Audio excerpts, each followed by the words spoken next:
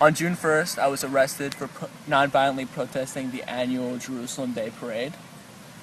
I had originally traveled to Israel as part of a interfaith peace group and tour group as well. Earlier that day, of my arrest, I visited Hebron, which is the largest Palestinian city in the West Bank, which is a city that is completely segregated. It's arguably the ground zero of Israeli military occupation. The entire city center is occupied by about 600 settlers who are extremely ideological and basically whose security needs, quote unquote, result in the constriction of the movement of over 165,000 Palestinian residents. Turning from Hebron that day, we saw these miles and miles of blue and white Israeli flags, hundreds of thousands of people on the streets of Jerusalem marching to celebrate the anniversary of the Israeli seizure of East Jerusalem in the Six-Day War. And I mean, it's an annual parade. However, this year there was something different in that the municipality approved a different parade route that went directly through the Arab neighborhood of Sheikh Jarrah. And we were seeing what we had saw in the previous week and a half.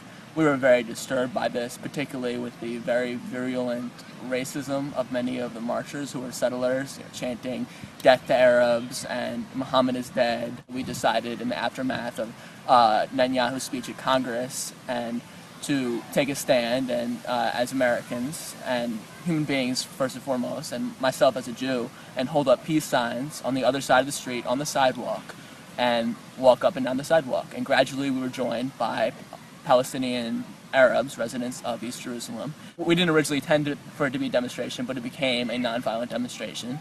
And I mean, it was peaceful throughout. We were standing on the sidewalk, and then literally out of nowhere, the Israeli police were mobilizing. The riot police came in with horses. They literally came up to the sidewalk, grabbed me, dragged me into the street, and I was punched, put in a chokehold, slammed to the ground, and arrested for, basically exercising my freedom of speech.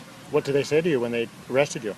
Constant stream of curse words, fuck you, motherfucker, etc., etc., etc. And when you were arrested, what did they do with you?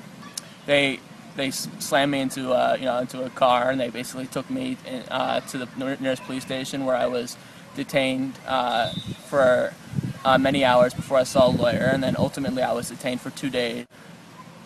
I was never formally charged with any crime whatsoever. In fact, both of my trials, the topic was entirely whether or not I should be placed under house arrest. The Israeli judicial system is very esoteric in the sense that you can be held without being charged with any crime, for example. However, my detention was, far easier than anything a Palestinian would go through. For example, Palestinian prisoners go through something called administrative detention under military tribunals, in which they'll spend anywhere between 4 and 18 months in prison awaiting trial without being charged. And how did you get to see a lawyer? I was assigned a public defender. And how did the lawyer get you out, such a criminal that you are? Basically the judge found no reason to further detain me in prison, considering that I was no quote-unquote menace to society. I have been warned that if I do try to return, I will be arrested and tried. I will, try every, means in my power to return and exercise my right to return.